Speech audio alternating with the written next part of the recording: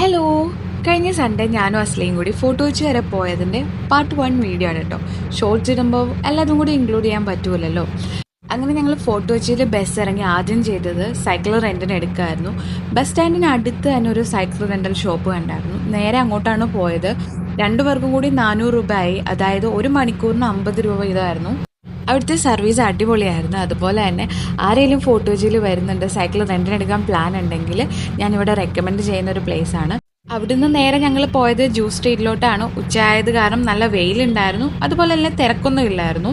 Plan ചെയ്തതുപോലെ വലുതായിട്ട് ഫോട്ടോസൊന്നും എടുക്കാൻ പറ്റിയില്ല. എന്നിരുന്നാലും പറ്റുന്ന രീതിയിൽ 2-3 ഫോട്ടോസൊക്കെ എടുത്തു. എന്നിട്ട് സിനഗോഗിനകത്ത് കയറാനായിട്ട് ഒരാൾക്ക് ടിക്കറ്റ് 10 രൂപയായിരുന്നു. അങ്ങനെ ഞങ്ങൾ അകത്ത് കയറി കുറച്ച് നേരം അവിടെ സ്പെൻഡ് ചെയ്തതിന് ശേഷം അകത്തുനിന്നും ഫോട്ടോസൊക്കെ എടുത്തിട്ടുണ്ടായിരുന്നു.